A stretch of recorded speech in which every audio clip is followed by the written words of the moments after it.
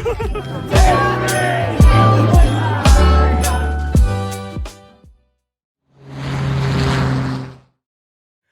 guys, welcome to our third Whack in the World.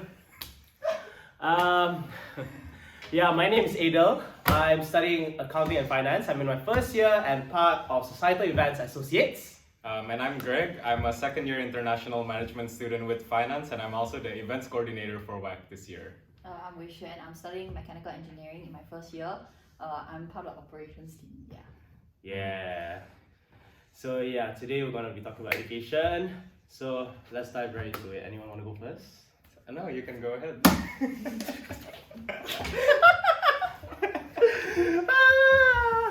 Casual conversation starter number 1. How does it feel to be back on campus? Have you settled in? Is your course or work drowning you in work yet?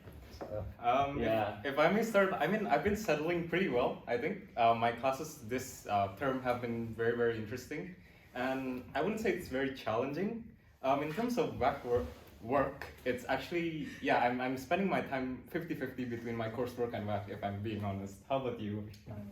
Honestly, I feel like my coursework is okay. I know that I have more contact time than most other courses, but honestly, I think it's still manageable. I'm honestly having fun. Fair. Me too, I think. How about you? Yeah, four module system, WAC conference coming up. I'm hoping to get more busier next few months before. Right before It's the about conference. next month, and we're looking forward to seeing you there. Yes, make sure you save your dates. 5th, 4th to 5th March 2023. We'll see you there. It will be in London. Yeah, it will be in London. So, okay, now let's get into the chunk of our episode today. Let's begin. So, how was your education like before coming to Warwick? Example, curriculum, what type of school you go to, and you think it prepared you for life after school? I won't go first. You won't go first. I need to curate my response. So even though the article is mentioning education in Indonesia and I have an education in Indonesia, I'm not really representative of normal standard education in Indonesia. I went to a very, very small school. We did the International Baccalaureate Diploma program, the IB program, which is quite uncommon, I would say, in Indonesia. Do I think it prepared me for university? I think in terms of the workload, it did, because I felt it was actually heavier than what the workload I have now in university. For example, like in university, I've never had to pull like an all-nighter, which I had to in school. This is with 1.5 years experience. He doesn't have to put an all-nighter. That shows how good he is. Now continue, please. Don't laugh like that, my joke. It makes me feel so bad. But I mean, I think like one thing is that I had to get used to being in such a big community. Yeah. Because like, I mean, back in my school, we were just a batch of 26 people. Huh? Yeah, we only had a batch of 26 people, and now blending into like a community of like 27,000 or more, it's quite different, I would say. How about you? For me, I think I came from I went through the standard Singapore education system whereby I went through high school and then I went to JC and then I'm now here in uni. Whether it has prepared me for life or university, I think the education system in Singapore did prepare me for uni in terms of like what Greg said, the workload. I felt like the workload here is really much more manageable than back in Singapore when I was taking A levels. However, for life, I wouldn't say that it definitely prepared for life, but you can't really be prepared for life anyways. Yeah. So Sure. In what way do you mean it didn't prepare you for? I think that like being prepared for life doesn't just mean in terms of academic knowledge. Sure. I think it encompasses way more, like, I don't know, soft skills, that kind of thing. Not that it didn't try to inculcate that in the system, but I think it wasn't as successful as it wanted to be or its intentions. Yeah. Okay. Fair enough. So like, how many % do you think high school prepared you for life? Like, because you say you have like a soft Fair skills and a academic. Fair enough. I think honestly you only prepared 50% because academic knowledge can only get you so far. Yeah, but in terms of like perhaps other holistic development, it didn't do as well. Yeah, I think it's understandable why Singapore's education system is curated this way. It's understandable. We have nothing to sell except human knowledge. Yeah, sadly to say, but I think it's understandable. It's just that it has repercussions on people like us. That's all. Oh, fair enough. Yeah. Fair enough. Fair How enough. about What about you? yourself? Yeah. Well, I went through the Malaysian education system. I went through days. I went through my primary school and then went to a boarding school in high school. Well, in high school, I went to a boarding school. So, yeah, I boarded for 5 years in my high school and then went to a private college for my A levels before coming to Warwick. So, like, I went through like a whole spectrum of different kinds of schools. So, I guess it very thoroughly prepared me for life in general. Like, boarding school really helped. I guess made me an independent person, like not so reliant upon family or like some external support to live my life. So I'm pretty. You went to comfortable. a boarding school in the UK or in Malaysia? In Malaysia. Oh, Yeah. okay. I went to Malaysian boarding school. Okay. Yeah. So yeah, I've been boarding for 7 years now. So this is Oh. like 8 years. So like So you're quite independent. we're going strong. We're going strong.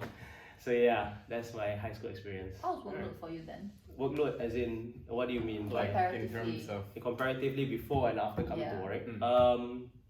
Workload itself, I feel like because we are less specialized in high school, because high school wants you to embark on a development of very broad knowledge in order to prepare you for, say, life in general.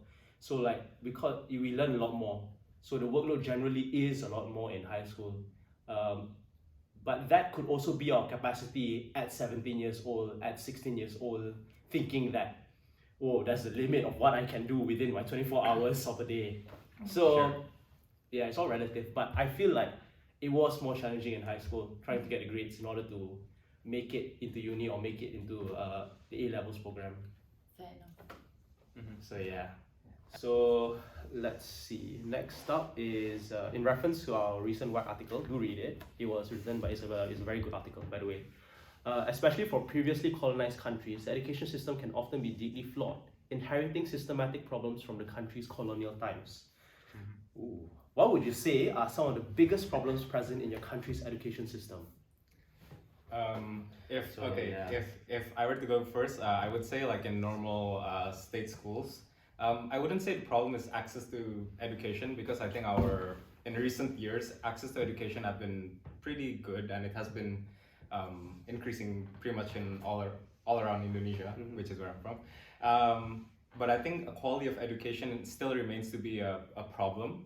I read an article about the quality of teachers not being that great, and also in the WAC article that was mentioned, there's also a mention about let's say STEM versus non-STEM routes, and like STEM routes are very heavily prioritized, and that may apply to more Asian countries.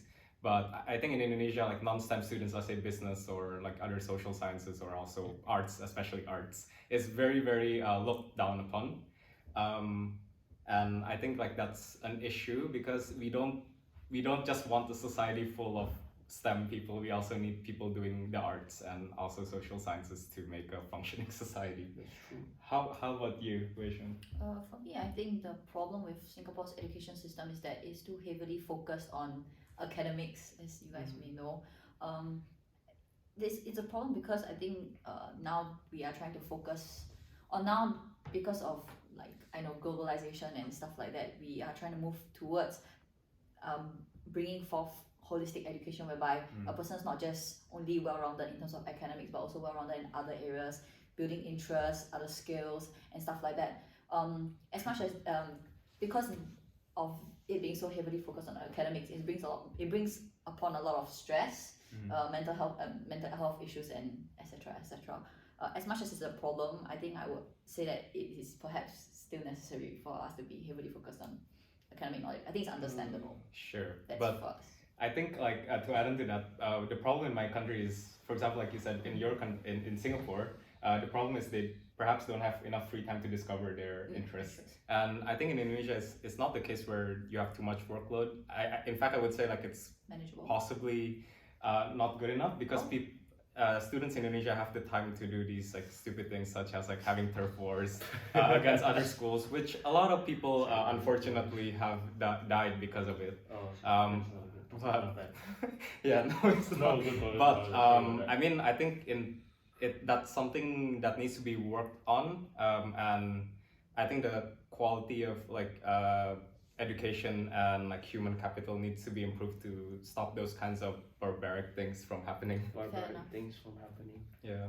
Do you think education is a main problem for all these barbaric things happening though? Because like, not to say that like, I'm sure like generally in Southeast Asia there's this idea of gangsterism when it comes to seeming cool, especially in the less educated That's area. very true. But like, is it truly? Do you think it'll go away if our education system will change or to increase, like, elevate itself in that sense?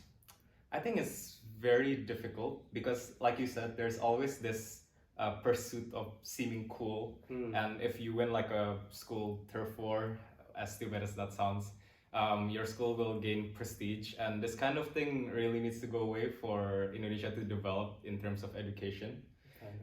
In terms of will it go away, I think it's very difficult to say. I really hope it does, but I don't know if it will go away. Fair enough, that's true.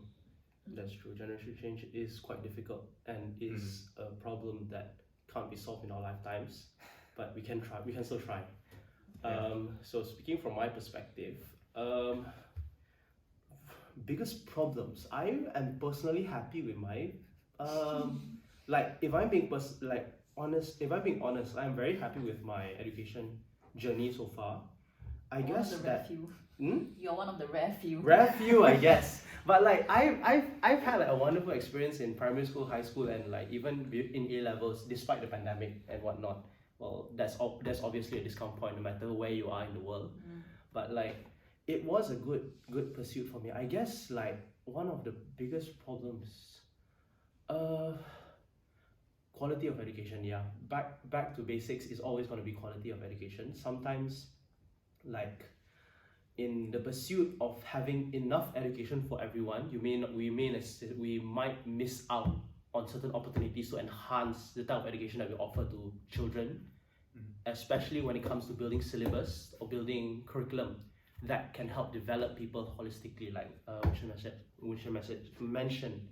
So it really is a balance, especially because like I just believe as developing countries in ASEAN, it is a balance between developing your economy, developing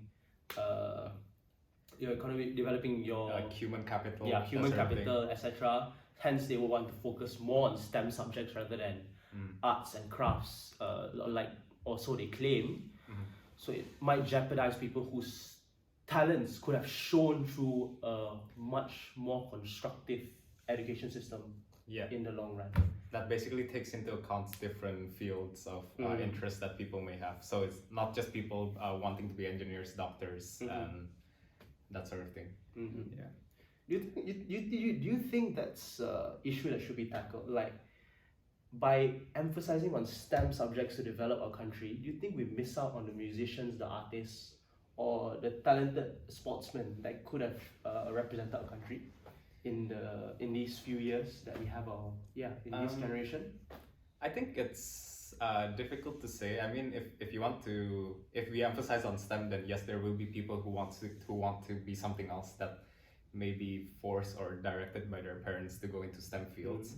But I mean, it's not as if in Indonesia, or for example, even though there's an emphasis on like STEM subjects, it's not as if we don't have any artists. It's not as if we don't have any people representing us for sports. I think these kinds of people will still find their passion.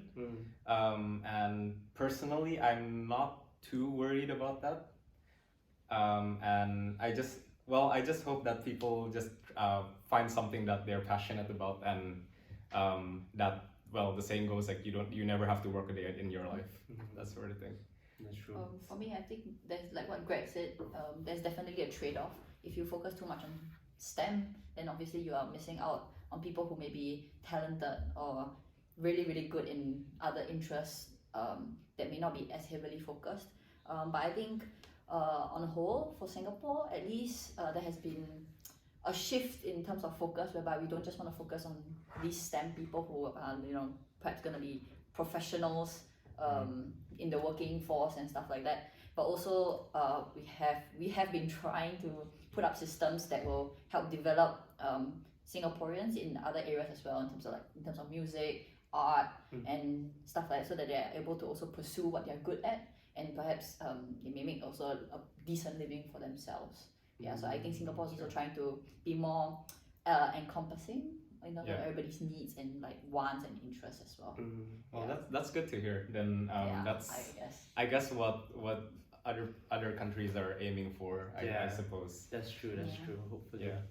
And well, now that we've talked about kind of the problems that we see regarding education in our countries, what would you change about the education system? That honestly is a really tough question. Yeah, I mean, yes, we're kind of not policy advisors here.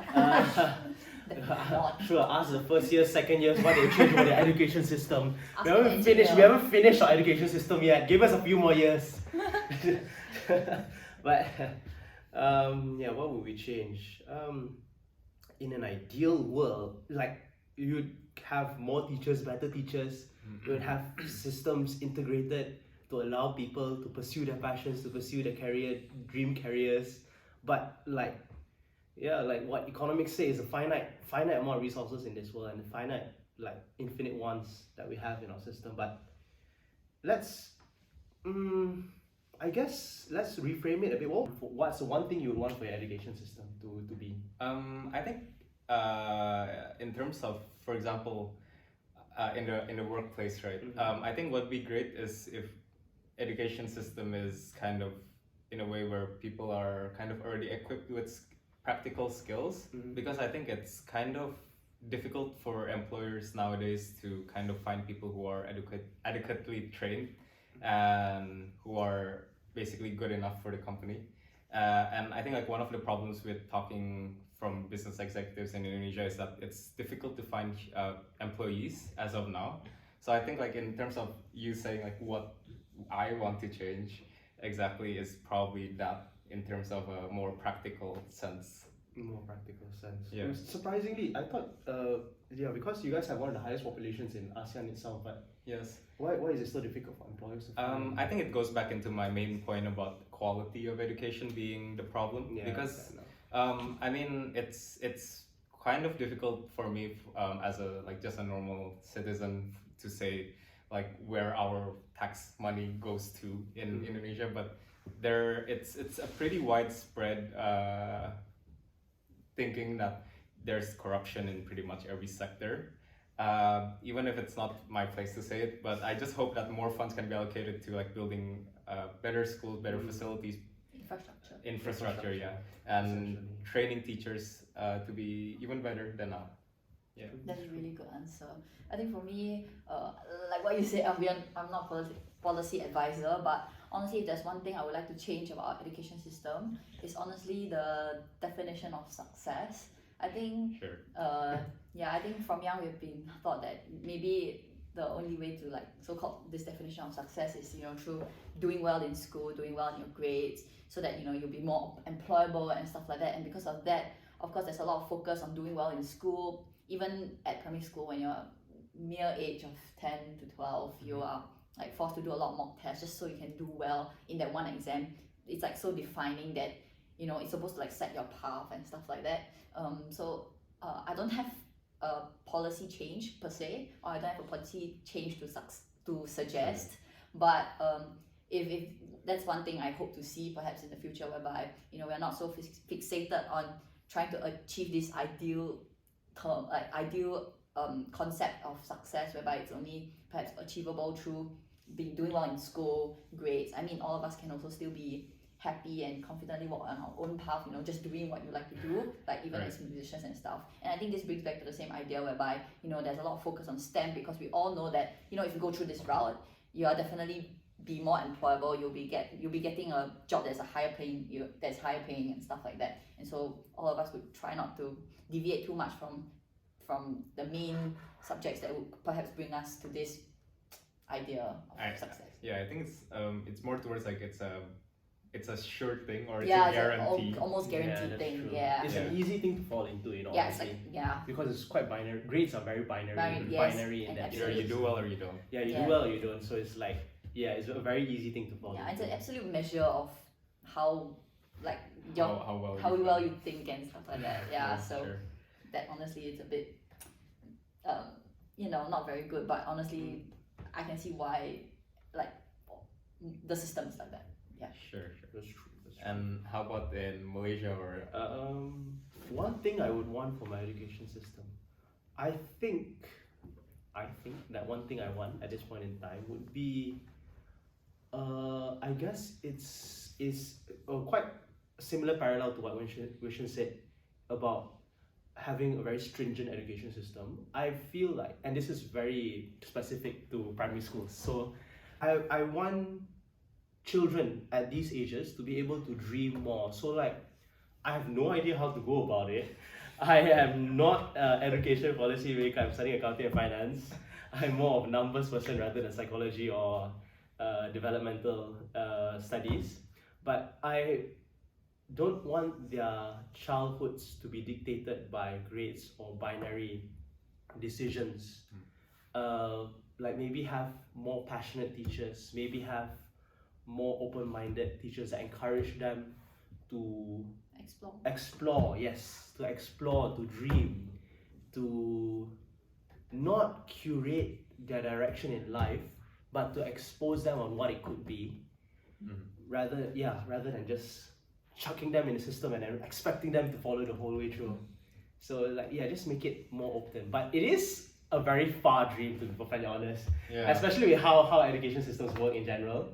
Yeah, I guess it's difficult when, for example, we are thinking of these things, and especially when policymakers are thinking about these things, because whatever they come up with that comes into law affect, for example, in my country, like maybe 100 million people. Yeah. And I think it's very difficult for us, like university students, to be very like altruistic about this and saying like, this is what you should do. This is. And I think it's not our place to do it either. Fair enough. Yeah, that's true. That's true. So I think we are coming to the end of We dedication. can move on to the less heavy topic of whack. Yes. So, did any of you guys do anything interesting during the Lunar New Year? Hotpot. I had a lovely hotpot with my friends. I want to have hotpot again. That's nice. Fantastic. You guys want to have hotpot? Let's have hotpot. Let's have hot. What did you guys do for Lunar New Year's then? I made dumplings. You really? Yeah, so that was nice. What kind of dumplings? Like just normal dumplings. Like we made it from scratch, so we even made the dough. Shumai. Ah, okay, No, that's very nice. Chinese dumplings, like just 1 pound. Oh, just the one time. Yeah, and then we just bought the filling, and Warwick gave out free dumpling making kits. Sure. I missed that. Yeah, I am so frustrated that I missed that. It's so good, yeah. It had a lot of things inside actually, so it's pretty good, and it's free. Yeah. Yeah. But by the way, we just finished a CNY event. What do you guys think about that? I didn't expect so many people. Yeah, there was a lot of people, and there were a lot of new faces, I think, which was fantastic. Yeah. Yes. I think the societal events team, you guys did amazing. Thank you. You know, another thing we can look forward to this summer is our Warwick ASEAN conference. Oh yeah. Oh, yeah. Like conference. WAC conference on the 4th and 5th of March 2023 in London. That's good. How are the preparations going for you guys?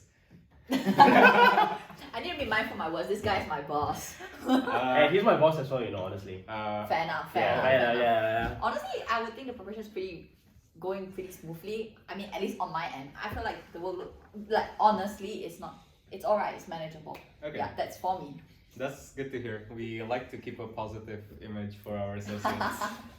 No, but preparations are going well. There's a lot of work to do in the back end, perhaps unknown to you guys. But we're looking forward to seeing you guys there during our WAC conference in London.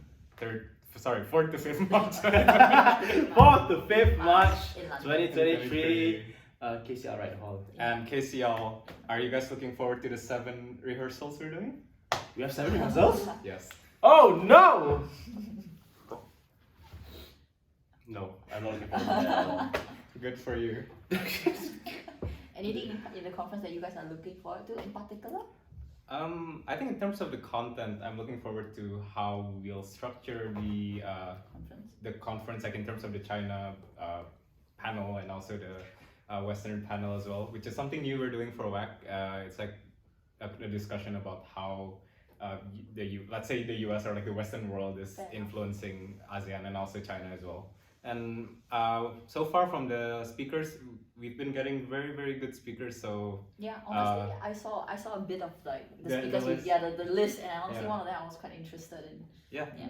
So that's fantastic. I hope everything will go smoothly. Yep. That's a very It definitely will lah. With you on the team, it definitely will. You as a boss, right? Right. Miracle worker, you know, this guy. Seriously. okay. Yeah. We will Why are you laughing? we will see you Seriously. there.